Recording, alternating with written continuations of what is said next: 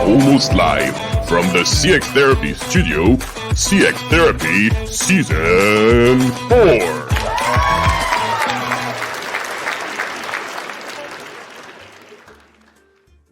Good morning, Mac.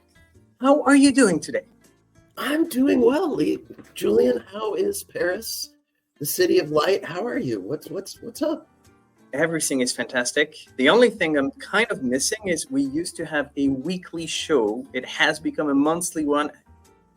Kind of, I miss you. I miss you in between. It's a little painful, but I think I like the new show. I think it's fun to have guests. I think you've brought some fun little features to it and things. So I think it's the right trade-off. I would agree with that. And I think last month episode was actually pretty great. And I believe you may have received a few messages or envelopes in your mailbag. Do you have something for us today? I do have something in the mailbag. All right. Now it's time to open this week's mailbag.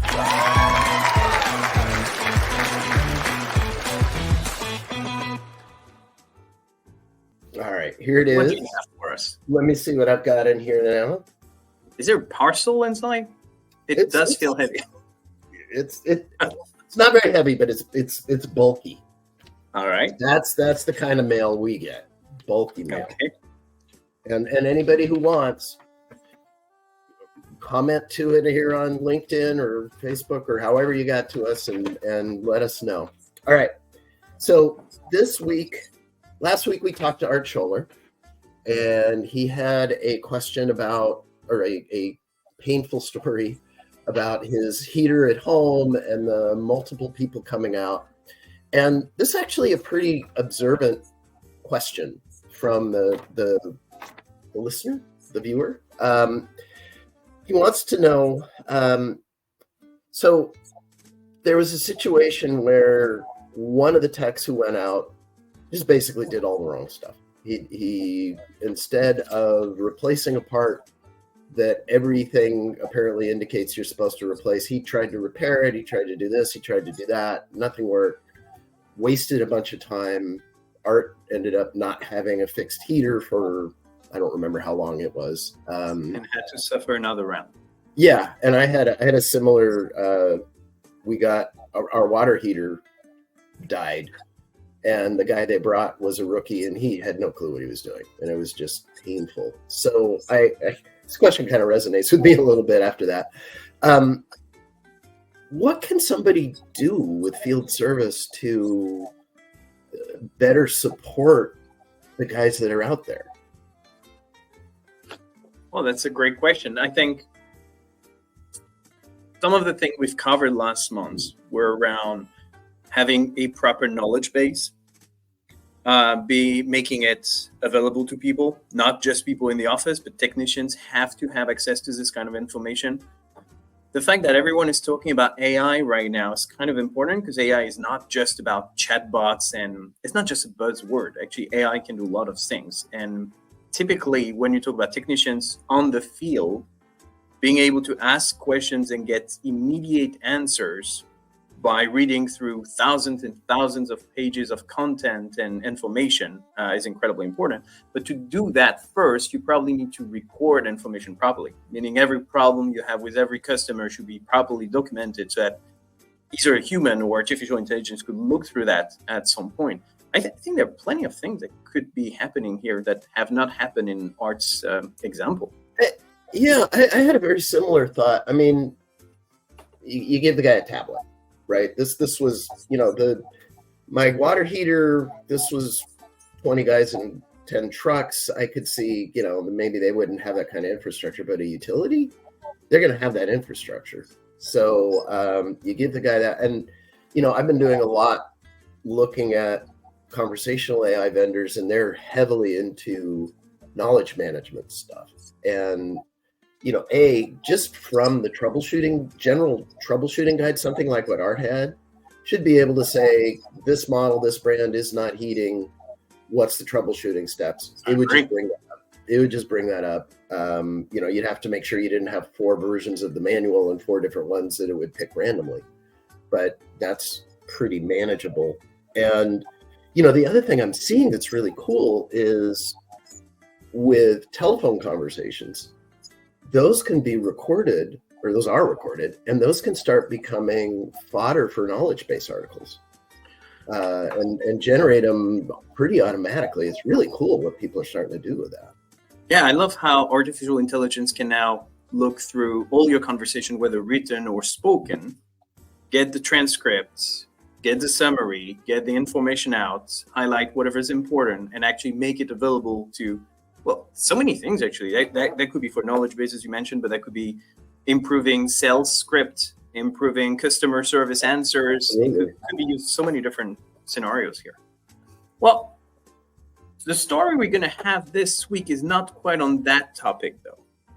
I'm going to tell you about a guest we're going to have in a few minutes, but just before we do so, just in order for us to set the stage here, I have some statistics for you. Ready for that? Here we go. I'm ready. All right, so 3 things I want to share with you today. The first one, 66% of customers try to resolve the issue on their own before reaching out. And I found this one very interesting because it's exactly what was happening with Art the other day, where he was actually trying to fix it himself, find solutions before he decided to reach out to the customer service team and ending up having a few technicians in his home. But self-service, I mean, everyone is talking about self-service. If you work in the customer experience industry for any of the past 10 years or probably more, everyone is talking about how important is self-service. Very few companies do it right. And to me, that's an indication that people are very much willing to try self-service, assuming it's done right. I think a lot of self-service sucks. And if it didn't, I think that number would be in the 90s. Exactly, right? The other thing is actually a recent Ring Central study that happened in France and the UK. 18% of British people would prefer to deal with pest infestation in their home rather than engage with customer service. I just read the report literally an hour ago. It is 23% in France. That's telling something. I have no words. I have no words for that. I don't know who are these people because I usually don't like to deal with customer service, but let's face it, mice or cockroaches, probably not something I want to deal with either. So that's telling you something. And the third one I wanted to share with you today is 48.5%. This is the highest factor that influences poor customer service is rudeness and apathy. I get that one from a 2020 survey report that was analyzed by Shep. I don't know if you're familiar with Shep Hyken. But that's from one of his report. And that, to me, that's incredibly interesting because it tells you that people not, being polite, not showing empathy, or simply being plain rude is having a gigantic impact on customer satisfaction and basically business. Well, and, the where that rolls out to, we have studies where we have something called the Customer Experience Index. And the emotion is such a critical part of any interaction. And customer service obviously is a lot of the interactions you have. We have ones where if I walk away from an interaction where I feel like I've been disrespected, I'm 20% likely to maintain business with the company.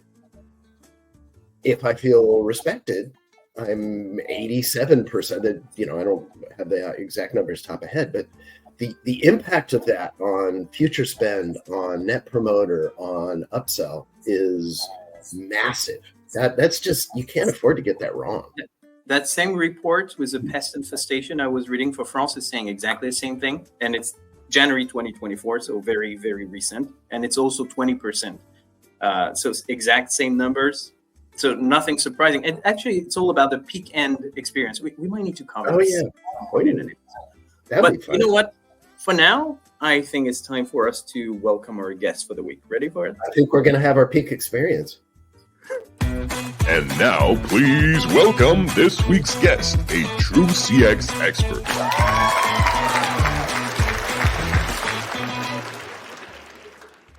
Oh, talking about Shep. Welcome on board, Shep. How you doing?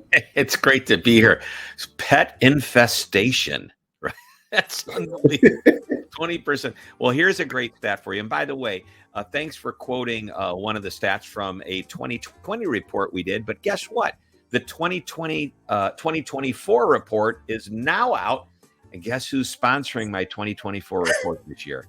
It's hard to believe. Ring Central. But here's a great quote for you. If you think pet infestation is interesting, or pest infestation, how about this? 43% of the customers we surveyed in January of this year, and we surveyed well over 1,000, said that they would rather clean a toilet than call customer support. Ouch. Okay. Ouch. Oh, We have some more. Are you ready for these? 60% have hung up on a customer support agent. 41%. Oh, that's not a good one. I want to give you a good one. 51% would rather have dinner with their in-laws than call customer support. Now, that is assuming the traditional stereotype of an in-law. 34% have yelled at customer support people. 21% admit to cussing at a customer support agent, which means that approximately 79% of people are lying. No, I'm just kidding about that last one. So how are you guys doing? It's good to see y'all. it's good to see you. How are you, Shep?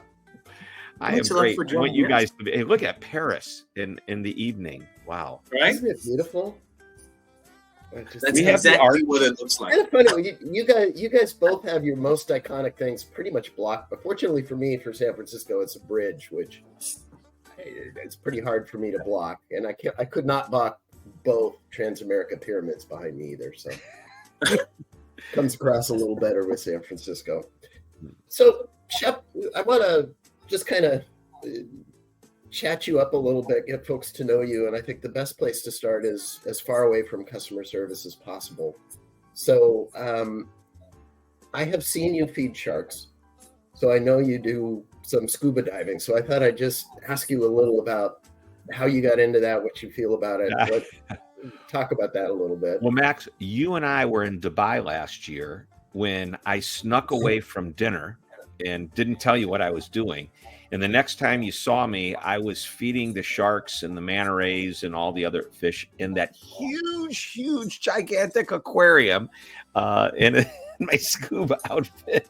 But I learned to do that when I was 16. I got licensed, and it was, by the way, one of the greatest speaking engagements I ever did, and I do a lot of keynote speeches around the world, was for PADI, P-A-D-I, which is the Association for Dive Instructors.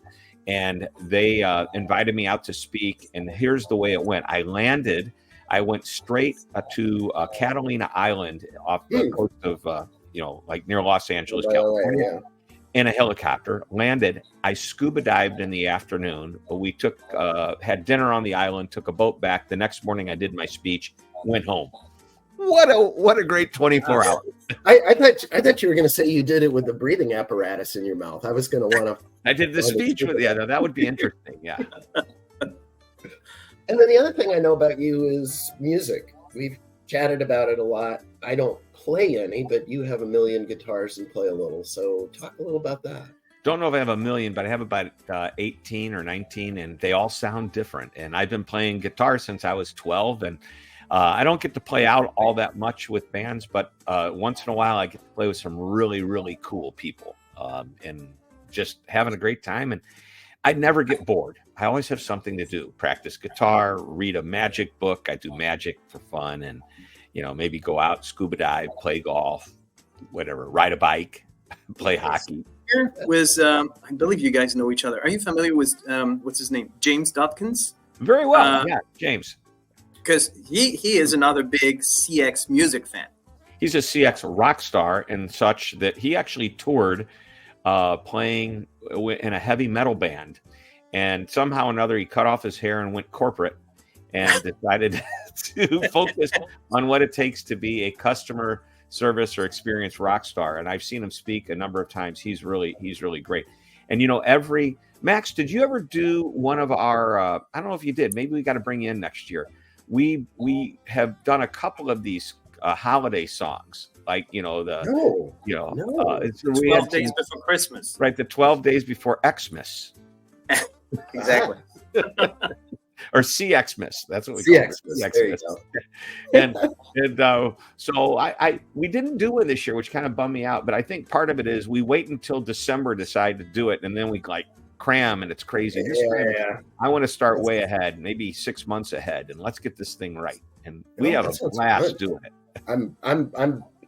I can sing, and as long as I don't have to do harmony, if you can just give me the melody, I can do it. Well, I'll get both of you on there if there's a chance to do it, because we go out and we reach out to the experts in the world of service and experience, and Perfect. no doubt you guys have the prescription for that.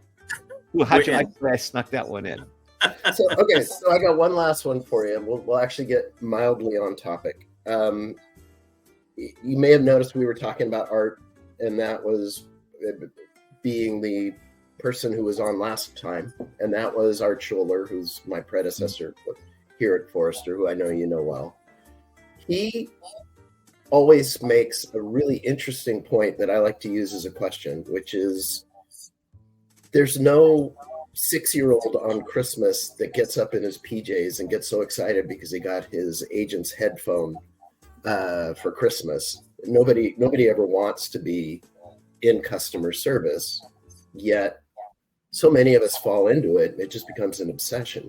Customer service, customer experience. So what was your path to get here? Because nobody seems to have a straightforward path to get Mine here. was pretty straightforward, I think. I didn't realize I was on it. And by the way, I think that there are people out there that apply for the job of customer service agent that love nothing more than to make people happy, and those are the best agents. And I don't know, are you born with it? Just the desire. I don't know if I was born with it, but when I was 12 years old, I started my first business, which was a birthday party magic show business. You guys may have heard the story before. I performed at little kids' birthday parties, and my mom drops me off after school one day at this house. I perform, I get paid.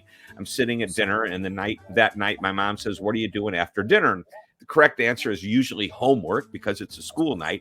But that night, she said, "Not until you write a thank you note." And that was really a great lesson about showing appreciation. But my dad then said, "Hey, call the parents next week, the ones that actually hired you, and ask them, how'd you like the show? And ask them what tricks they like the best." And over time, you start to hear some of the same tricks, and you start to hear not hear tricks, which are the ones you want to get rid of because you want to replace tricks people don't talk about with tricks people do talk about. Now, I had no idea. That's called feedback and process improvement. Now, I don't need to have the labels on what these actually are called in big, business to start to learn what doing business well is all about. And really, that's what I was learning was customer service and experience at a young age, just not knowing that's what it was. And so as I had jobs, obviously, as many people have jobs, I pumped gas. I remember in college, what do you do for a living? I'm in the oil business. Oh, really? What's your day like? Well, I get to the gas station at 5:30 in the morning. We open at 6. But seriously, that was a great experience. And I remember a day that Shep, sorry, I have to jump in for 1 second. You realize 3/4 of the people listening to this are going, pumping gas? Yeah. Somebody from the station pumped your gas? Yeah. Oh, yeah. That back in the day, we did actually offer the option. Would you like us to pump it, or would you like a self-service? Now, we were one of the early stations to go 100% self-service.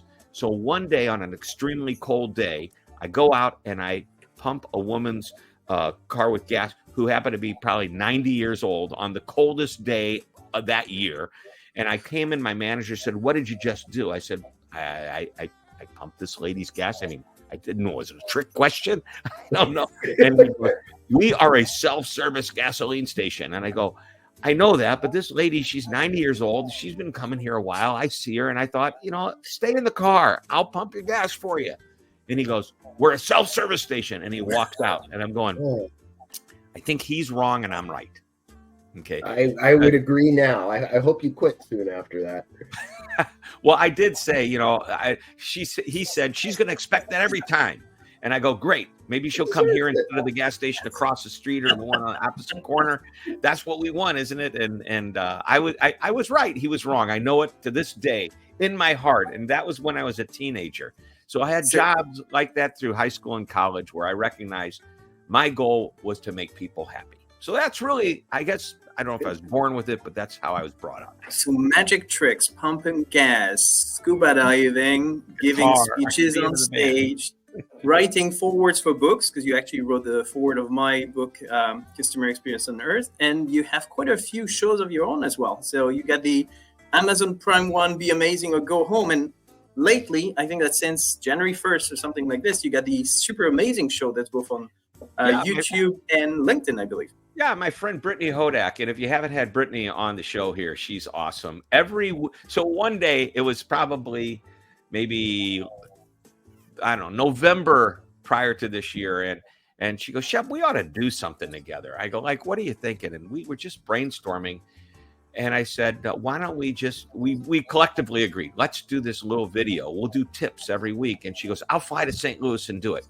So we came to St. Louis, and she goes, now, how are we going to do this? I said, we're going to do 52 weekly tips. She goes, how are we going to do this in one day? I said, no, you're not allowed to do over. You know, whatever you say, that is it. And we did 52 plus 3 promotional, short videos on the series. We did them all in about 3.5 hours. Wow. So the goal was, let's give everybody a 2-minute tip. Some of them are a minute and a half, some are 2.5 minutes, but they're very short. The kind of tip that probably most people would say out of the 52, I'm going to guess 35 of them are really, really good for you. Some of them might be good for, some might say all 52 are great, but I'd say in almost any company, at least 35 of these tips are going to be great. So watch the tip and then show it to your team at a meeting next week. That's what we want people to do. Yeah. Max, I think we need to work on our productivity. Yeah, 52 I think so. weeks and 3 hours. There is something we're missing here. Well, first of all, you can't have a show that's 45 minutes. If you want True. But if you think we did it, we just turned the camera on, and we both had our books in our hands. And like I had her book, the Super Amazing. I can't believe I'm drawing a blank on it right now. the book's in her hands, but it's all about her supermodel, SUPER. And I had one of my books, and we opened them up and, hey, tell us about this tip. Tell us about that tip. And it had to be short, pithy, right on target. And let's move on and give you another one next week. Well, fantastic show. We'll put the link directly in the description of the video. I actually have a question for the both of you guys. And let's see if you're up to the task.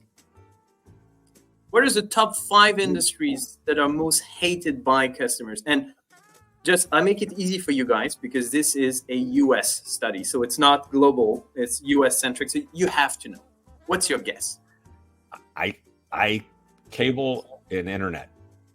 Cable and internet, telco. Actually, if you look at the government here in the US, only 18% of people feel that government delivers great service. But if you get outside of that industry, I'm going to go with cable/internet.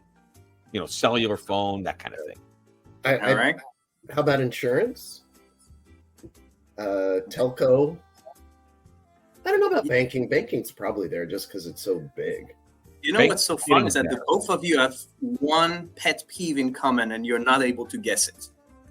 Travel. Airlines. Airlines. Definitely airlines. Airlines, health insurances, wireless phone services, internet services providers, and cable providers. You pretty much got it all except for the airlines, which I truly believe that would be your first pick. Well, I did at the end. But see, I'm a very optimistic person, and I recognize reality is approximately 1 in 5 airplanes are going to be late or canceled.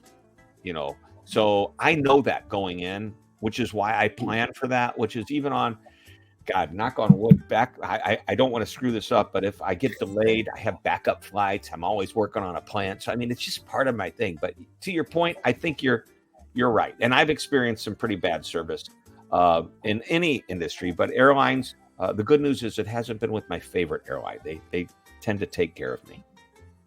All right. Well, we'll see what kind of story you've got for us, because now it's story time. Gather around, folks. It's time for Guest CX Story.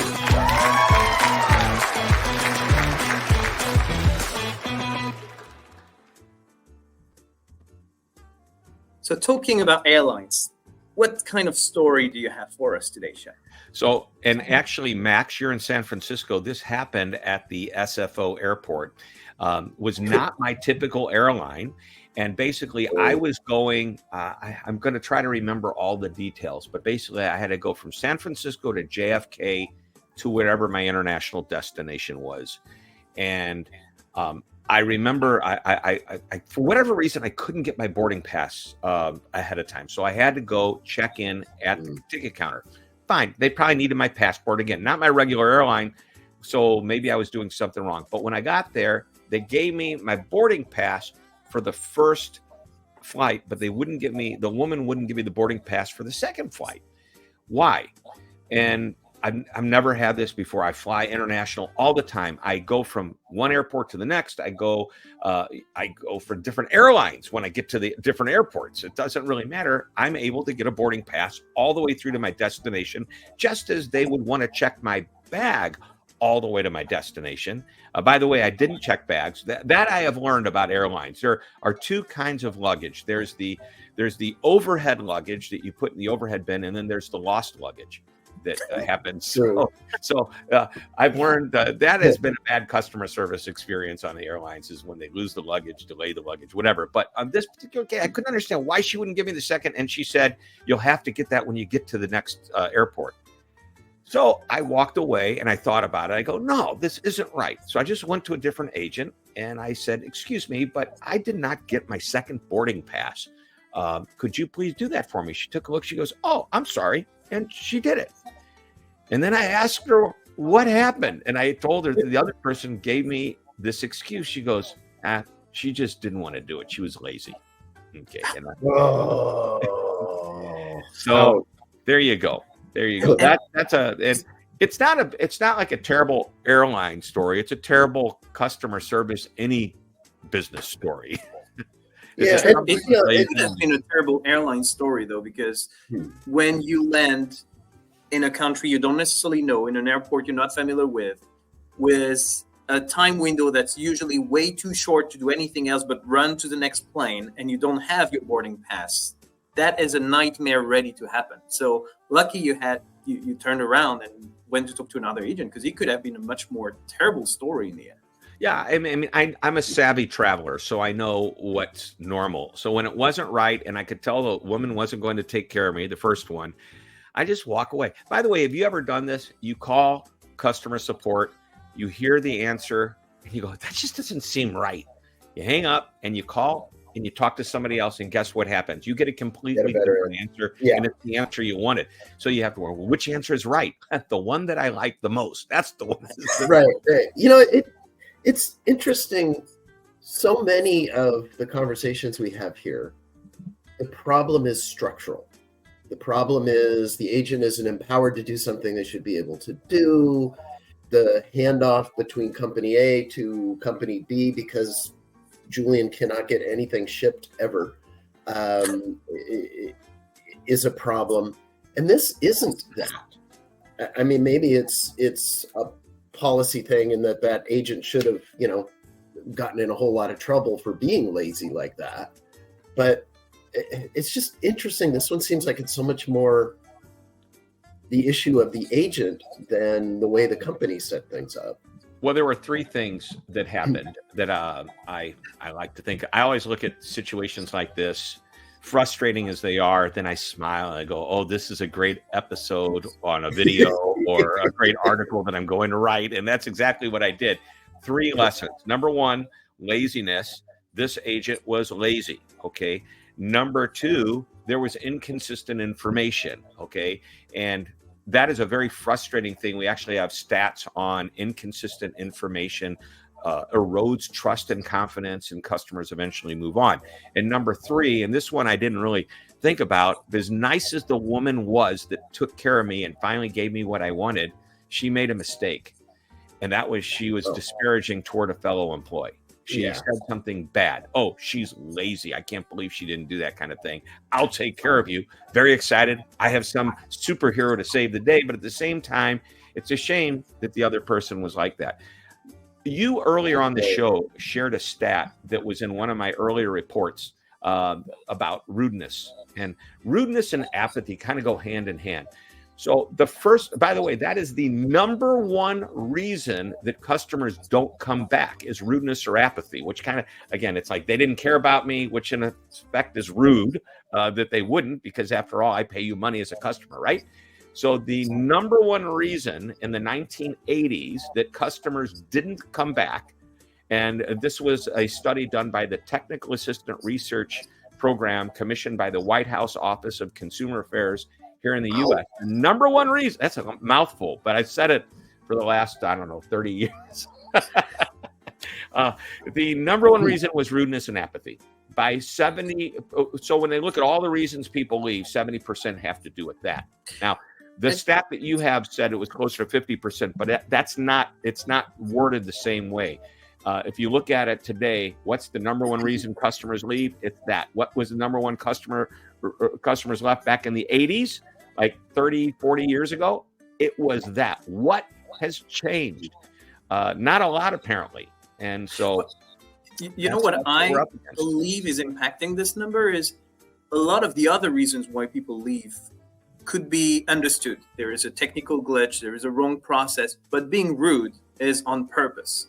You are being rude or you don't care about someone. That's really your personal decision. A lot of the other problems we see, well, it's definitely the company's responsibility, but it's not designed on purpose. But being rude is really on purpose. And that's probably why people get very upset when they don't get the care they deserve. I mean, there's lots of reasons people leave, but when we give them a list of all the reasons that they've said they would leave, this is the one that pops to the top. And if you take a look at why people stay, it is, are you ready for this? It's so easy. It's the agents or the employees they deal with have three traits. Okay. So, and by the way, it's interesting that we gave a list of all the reasons you might want to stay. Some of them were traits. Some of them were like, I'll give you an example. The top three were, and I'm going to believe it was helpful, knowledgeable, friendly. Okay.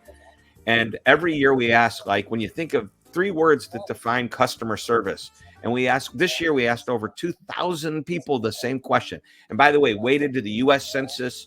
Again, it's a U.S. study, and we want to get a very cross-section of what the world looks like, at least here in the U.S. And so it's the typical consumer. They say these three things. Now, when we gave them this list, number 4 was not a trait. It was actually an experience, and that is a convenient experience. But when we look at all of the main reasons people want to do business with somebody, it's because the people are knowledgeable, helpful, friendly, and it doesn't matter what order they're in. How hard is that to do that? I call that common sense that oftentimes, unfortunately, is not so common. Yeah, it also has a lot to do with company culture and the environment you're working in. I mean, your first day on job, you're incredibly motivated and full of energy and everything. 30 years later in the same job. Yeah, exactly. I had a few employees that didn't last a day, Really? Okay. They were great on the interview. What did I get wrong? How did I miss it? Those are not the ones that are filling the gas for the 90-year-old woman on the coldest day of the year. Exactly. So there is part of the interview process, but also there is something about how do you motivate your people? How do you encourage them to be empathetic? How do you encourage them to be smiling and be nice to people? It's all about the culture. It's about the training. It's about how you build it around your staff as well. Yeah, there's a couple of things that I really like to emphasize. Is number one, part of the we have a 6-step process to create a customer-focused culture. And number 4 is, and it kind of ties into what I call the employee golden rule, which is to treat the people the way you want your customer treated. Leadership should do that. And so that means you're showcasing and you're demonstrating. And step 4 in my 6-step process is that leadership, managers, supervisors need to be looked at as a role model. And so the way they treat customers is going to be copied, but also the way they treat their employees that's going to be copied as well. So the next thing is empowerment, and there's a lot that we can talk about there. Have we trained our people properly, and have we empowered them? And one of the things I talk about is an old concept. It's not mine, but I think not many people have heard of it. It's so old. It's 1 to say yes and 2 to say no. And the idea behind that is we want to train our people on everything they're supposed to do. And then we want them to be able to say yes to every customer, or basically, we don't want them to have to say no. Okay. So if like you come to me and I'm a retail store and I'm out of whatever it is that you're looking for, rather than say, sorry, out of it, I might say, hey, you know what? We're out of this, but I have this over here, which actually same price. It's pretty nice. What do you think? Oh, I really like that. Now we've gotten away from saying no. So and here's what happens in the customer support or customer experience world is when an employee is called or an agent is called with a problem and they don't know what to do. At that point, they can't say yes because they're not sure what to do. They go to their leader, their supervisor, their manager, whomever, and say, please help me with this. If I can't say yes or find out a way not to say no, I get to go get help. And then once I get that help and I can now know what to do, I never have to ask in the future for that same scenario. And that's a 1 to say yes, 2 to say no type of culture. True story. It's a great customer story like we talked about earlier with the airline example. My wife and I are on a trip and we're in Mexico. We run into friends of ours from St. Louis, where I live. You see the arch back there. And they go, hey, let's have breakfast tomorrow. So we show up at the restaurant. The restaurant's very crowded, but we notice there are 2 tables that are next to each other. Each of them have 2 seats each. All we need to do is push them together and we'll have that 4 top, right? And so we say to the server, can we sit at those 2 tables and push them together? And she said, hold on just a moment. I thought she was going to push the tables together. No, she went to her manager to ask permission to push her tables together. And the manager actually came out to ask what we wanted. And we explained, oh yeah, no problem at all. Shoved them together. Now, I don't know. That seems like it's pretty common sense to me, but it gets better because we decided let's meet again tomorrow morning. And we come back, same person at the stand and, welcoming us. Remember us from yesterday? Yeah. Those same 2 tables were open. So can we push those tables together again and sit together? And she said, hold on just a moment. I thought she was going to push the tables together. I could see, where we're going. Same manager comes back, asks what we're here to do. I'm like, oh my gosh. And this is what's wrong with that restaurant. Wow. So but it could be both things. Actually, it could be a lack of empowerment from. Well, that's exactly what it is. Or it could actually be someone who does not want to take any responsibility and absolutely want to ask for confirmation on everything she does. Well, that's because, number one, she isn't empowered to do so. They haven't trained her to be empowered to do so. And, there's another story I tell about a guy named Clark, who was about 18 years old, worked at a pizza restaurant in Colorado. And right before ski season, I was hired to do a speech for all of the retailers in the Vail, Breckenridge, all that area. And a bunch of companies came, and this kid comes up to me. He's 18. He goes, you don't believe what happened last night. Last night, one of the guests asked me if I was the owner of the restaurant. I go, why would they do that? He said, I wondered the same. So I asked, why do you think that? And the guest said, you've done such an amazing job of taking care of us. Oh, We thought you had to be the owner or the owner's son.